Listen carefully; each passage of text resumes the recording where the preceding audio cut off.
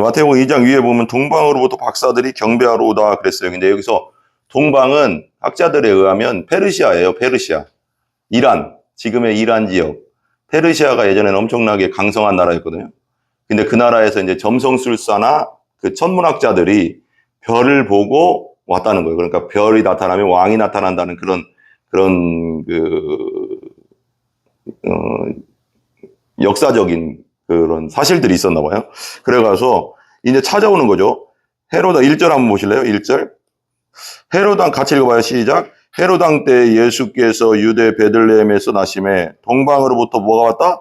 박사들이 예루살렘에 이르러 말하되, 여기 박사 앞에 보면 1이라고 써있죠. 그 다음에 제일 밑에 보면 뭐라고 써있어요? 점성가들이 그랬죠. 점성가들. 그러니까 그 별자리로서 그걸 보는 거예요. 별자리로서 어떤 일이 일어날지 보는 거죠. 별자리로서 어떤 일이 일어날지 보는 사람들이 나타난 거죠. 그래서 박사들이 예루살렘에 이르렀대요. 예루살렘 와서 이제 2절 보세요. 2절. 당연히 박사들은 예루살렘에 왕이 있을 줄 알았어요. 예루살렘이 이스라엘의 수도니까. 같이 읽어봐요. 2절 보세요. 같이 시작. 유대인의 왕으로 나신 이가 어디 계시냐? 우리가 동방에서 그의 별을 보고 그에게 경배하러 왔노라 하니. 그러니까 이 박사들이, 페르시아에서 온 박사들이 유대인을 왕으로 산 사람이 어디 있느냐라고 하니까 이제 예루살렘이 난리가 났죠. 왜 그러면 헤롯은 아들을 안 낳았는데, 그러니까 왕이 되려면 헤롯의 자녀에서 왕이 나올 텐데, 그러니까 뭐 난리가 났겠죠. 상상을 해보면 그죠? 경배하러 왔노라 하니. 3절 보세요. 3절 같이 읽어봐요.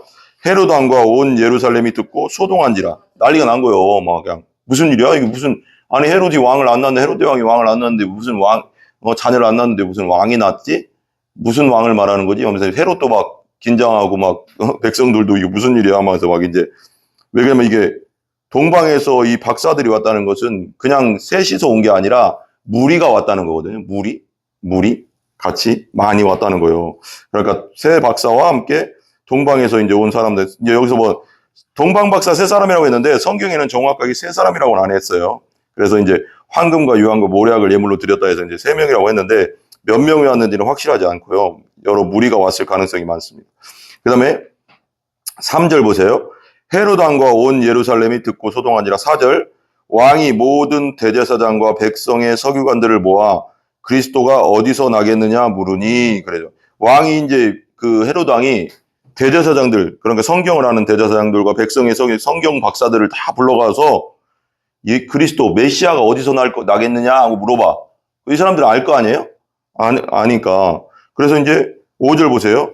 이르되, 따라해보세요. 유대 베들레헴이오니 이는 선지자로 이렇게 기록된 바. 그러니까 선지자들, 선지서에 구약 성경에 메시아는 유대 베들레헴에서 난다고 했습니다 라고 알려주니까 6절 보세요. 6절에 이제 보세요. 6절에 이제 그게 나오는 거예요. 같이 읽어봐요. 또 유대 땅 베들레헴아 너는 유대 고을 중에서 가장 작지 아니하도다. 네게서 한 다스리는 자가 나와서 내 백성 이스라엘의 목자가 되리라 그랬어요. 그래서 6장 또 앞에 보면 니은이라고 써 있고, 그다음 미가서 5장 2절에 예언되어 있다는 거예요. 구약 성경 미가서에 예언되어 있다는 거예요. 그런 예언된 대로 오신 예수님이죠. 예수님이 그냥 온 게 아니라 구약 성경에 예언된 대로 모든 일을 하시고 그렇게 태어나신 거예요. 유대 베들레헴 땅아 너는 고을 중에 두령 중에서라고 했죠. 고을 중에서 가장 작지 아니. 그러니까 좀 작은 그런 동네였던 것 같아요. 베들레헴이. 그래서 네게서 한 다스리는 자가 나와서 내 백성 이스라엘의 목자가 되리라. 우리 예수님을 말하는 거죠. 그리고 또 이스라엘의 목자, 육적 이스라엘도 있지만 영적인 이스라엘, 아브라함의 믿음의 후손들인 우리잖아요.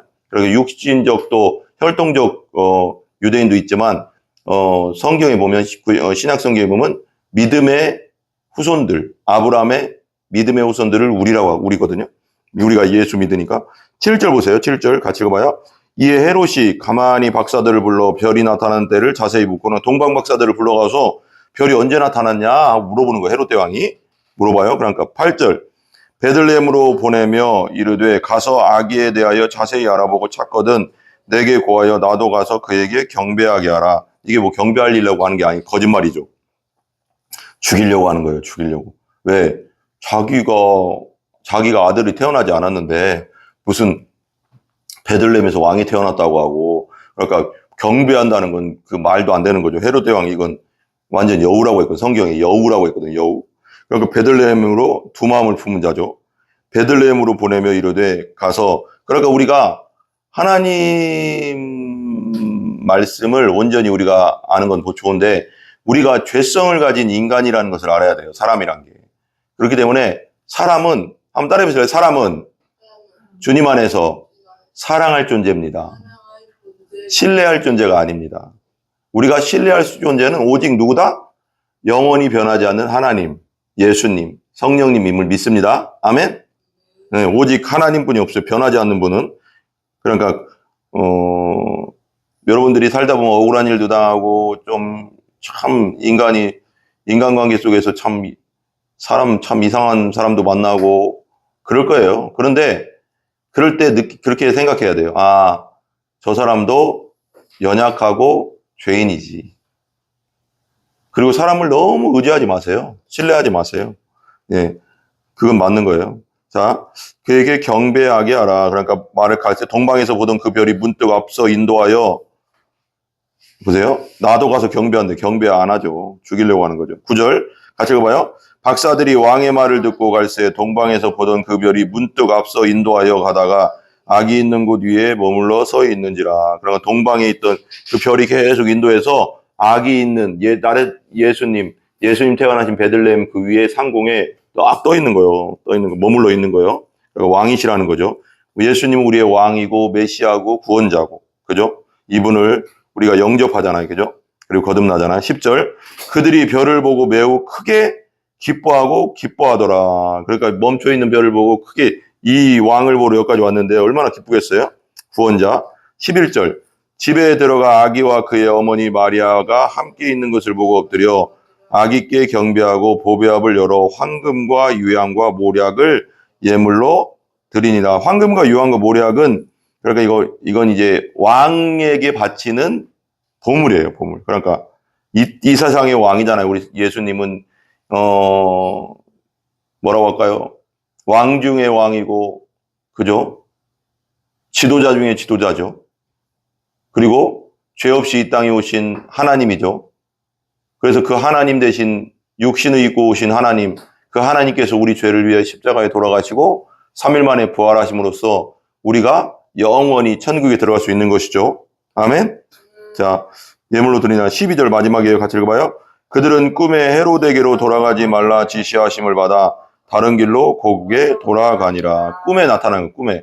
꿈에 천사가 나타나서 헤로데게로 돌아가지 마라. 그리고 지시하심을 받고 다른 길로 고국, 다시 페르시아로 돌아가는 것입니다. 그러니까 예수님의 탄생을 보면서 우리가 알아야 돼요. 헤롯 대왕은 끊임없이, 헤롯 대왕으로 대표되는 그 뒤에 배후 세력, 악한 영이죠. 악한 영은 예수님을 끊임없이 죽이려고 하죠. 그래서 이 이후에 보면, 이제 동방박사가 페르시아 돌아간 이후에 보면 이제, 그 뒤에 성경을 보면 다 죽여요. 그 근동에 라마에서 슬픔이 있으리라 하면서 그 예루살렘 근동에 2살 이하의 아이들을 다 죽여버리거든요. 그러니까 마귀는요, 끊임없이 하나님의 일을 방해하죠.